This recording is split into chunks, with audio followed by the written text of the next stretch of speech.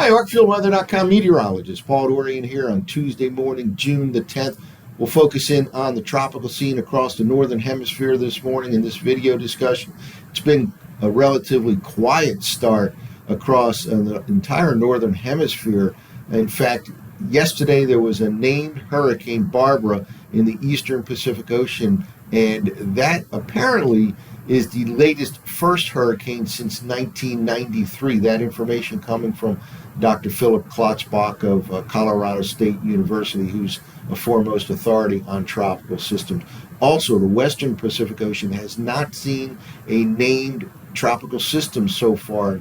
There are some reports that that would be the latest ever for the first named tropical system in the western part of the Pacific Ocean. Meanwhile, in the Atlantic Basin, there's still some signs that there could be a tropical system in about a week to 10 days or so across the Caribbean Sea or the southwestern Gulf.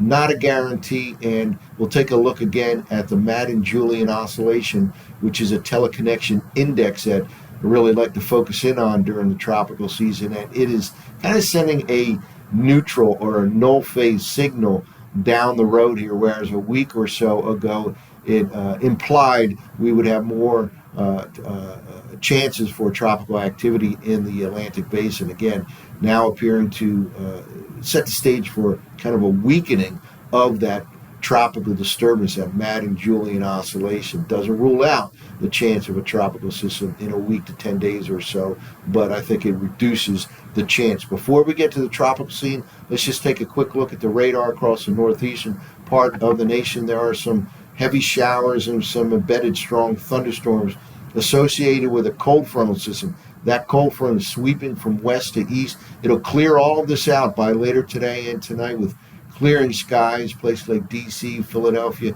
New York City in the overnight hours. But for now, we have this band of showers and, again, embedded strong thunderstorms sliding across south central Pennsylvania, headed towards the southeastern part of PA. That will include the Philly metro region, well to the north of the immediate D.C. metro area, but in the far northern, northeastern suburbs of D.C., still can have a lingering shower over the next couple of hours. New York City up here can certainly receive some additional showers, maybe a strong thunderstorm or two over the next several hours here. We're talking primarily the morning and midday hours for Philadelphia and New York City. Again, later in the day and especially tonight, skies will clear in the mid-Atlantic region as that cold front sweeps off the eastern seaboard.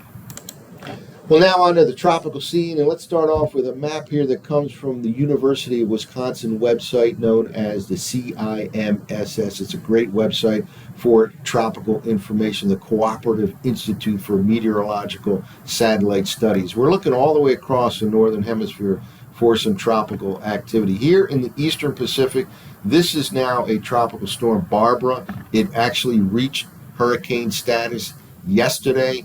And again, according to Dr. Philip Klotzbach, that is the latest first hurricane in the Northern Hemisphere since 1993. There is a wave right here in the western Pacific Ocean. It is not a named system. And again, there are reports that this would be the latest ever for the first named tropical system in the western Pacific Ocean. I can't confirm that right now. That information coming from another top-notch meteorologist, Joe Bastardi of Weather Bell Analytics. But very quiet start in the Northern Hemisphere. And of course, no named system so far in the Atlantic Basin. There is a slight chance in about a week to 10 days or so. Again, the southwestern Gulf, the Caribbean Sea, we'll just have to wait and see. The Madden-Julian oscillation is not sending a strong signal that there will be tropical activity in the Atlantic Basin. Doesn't mean it will be impossible. Something we'll have to watch out for during the next several days.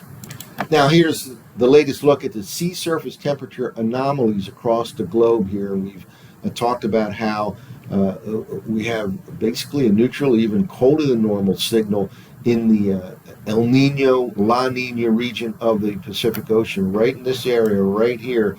Generally normal to slightly below normal temperatures. This is right across the equator, the equatorial part of the Pacific Ocean, the equator being right in this particular area right here.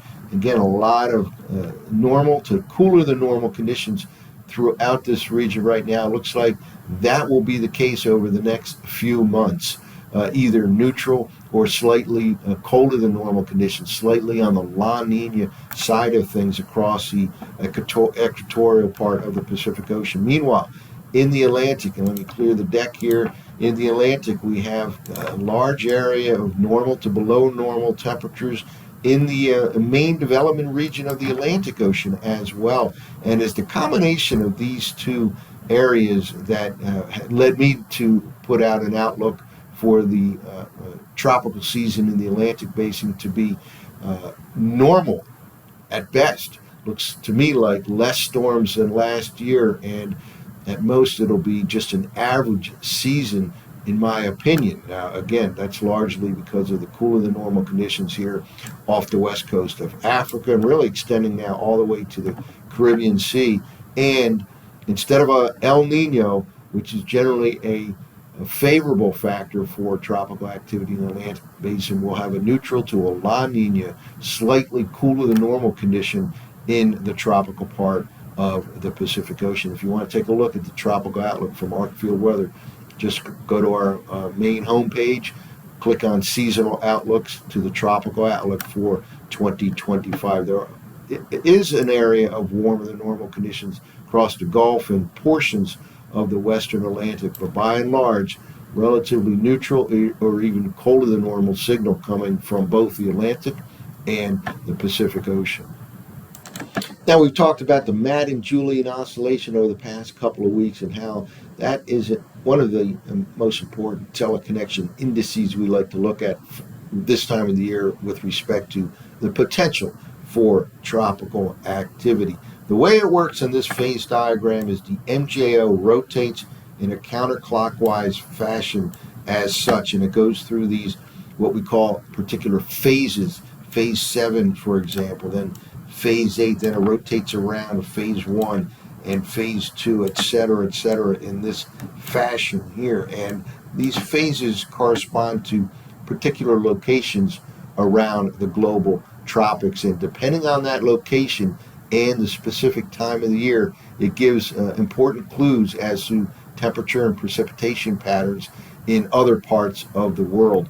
This time of the year, when the MJO rotates through what we call phase 8, 1, and 2, that generally is correlated with higher than average tropical activity in the Atlantic Basin.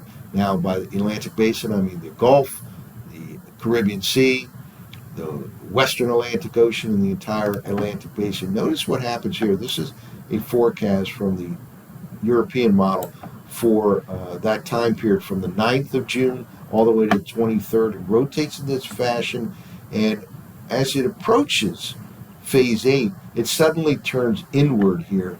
And anytime you see this MJO sliding into the middle here, into the circle area, that indicates a weakening.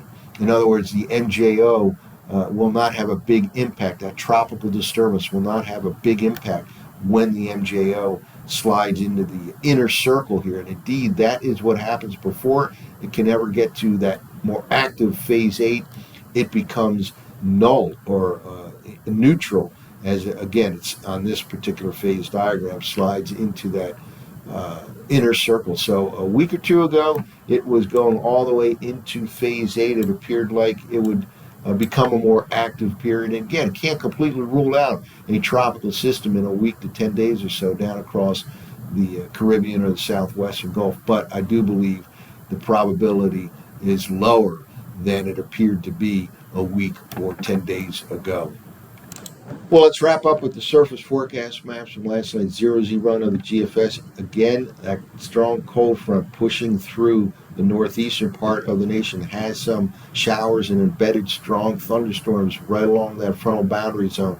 Philadelphia, New York City certainly can get additional heavy showers this morning, midday, maybe a strong thunderstorm or two. Most of the activity is now bypass the D.C. metro region off to the north and northeast. But Delmarva, New Jersey, Philadelphia, New York City, the rest of New Jersey certainly still can get some showers and thunderstorms over the next several hours. Meanwhile, a lot of the nation dry behind that cold frontal system. We'll push forward here. That cold front slides off the eastern seaboard in the overnight hours, and it clears out nicely across D.C., Philadelphia, New York City, leading to a mostly sunny day on Wednesday. Here is the day on Wednesday from a forecast map point of view. There's a high pressure right over the Ohio Valley. Now, there can be mostly sunny skies tomorrow, D.C., Philadelphia, New York City. However, I should add the note that there can be some smoke and haze with this low-level shift in the winds to a northwesterly direction that can bring back some smoke and haze from wildfires up to the north into the mid-Atlantic region. So if that were to happen, it could dim the sunshine some on Wednesday and Thursday as well. By the way, with the return of full sunshine on Wednesday and Thursday, temperatures this time of the year generally soar up into the 80s at a minimum, and indeed the temperatures have been confined yesterday and today in much of the mid-Atlantic region due to copious amounts of clouds. But again, full sunshine, albeit maybe some dimming of the sunshine on Wednesday, should lead temperatures to climb back into the 80s in much of the mid-Atlantic region. Now let's push forward here in time, and it looks like the weather will become quite unsettled by the time we head to the late week and weekend. A key player here will be high pressure off to the north, slides into southeastern Canada, and that kind of tends to push some cool air down across the northeastern area from New England down into the mid-Atlantic region. And at the same time, low pressure will be setting up over the northern plains, and all of this activity kind of slides to the south and east. At the same time, some cooler air slides from northeast to southwest by the time we get to the upcoming weekend, which happens to be Father's Day weekend. So the result, Friday night, Saturday, a lot of rain in the forecast here for Saturday throughout the eastern third of the nation, and it looks like that unsettled weather pattern will continue into Sunday as well. Again, we're talking about a slightly cooler weekend in the mid-Atlantic region and throughout much of the eastern third of the nation, with the chance of showers both on Saturday and Father's Day. Sunday will move out a little bit farther in time, but we get all the way into Monday of next week, a week from yesterday. Still unsettled in the east, and another strong low pushes into the northern plains, the upper part of the Midwest, with a lot of shower and thunderstorm activity associated with that. And then we'll go out a little bit farther in time, and we'll just want to point out again, this is using the 0Z run of the GFS. Still decent amount of rainfall over the next 10 days or so across the eastern half of the nation. This is all the way out to the middle part of next week. And towards the end of this, you can start to see some activity way down here in the southwestern Gulf. And again, that could become a tropical system, a named tropical system. Chances are a little bit reduced from the way it appeared a week or two ago with respect to that tropical threat here, but it's something we'll watch over the next several days. If indeed it comes to fruition, it would tend to look like it'll slide westward into Mexico before making its way, ever making its way to the U.S. mainland. Here we go all the way out to Sunday, June 22nd. Still an unsettled weather pattern across the eastern two-thirds of the nation, where there will be a decent amount of rainfall during the next 10 days to 2 weeks or so. The hot and dry weather looks like it'll set up over the interior western part of the nation over the next couple of weeks, with high pressure ridging setting up across the western states. Unsettled, active weather continue across the eastern two-thirds of the nation. So that's it for now for ArcFieldWeather.com. This has been meteorologist Paul Dorian.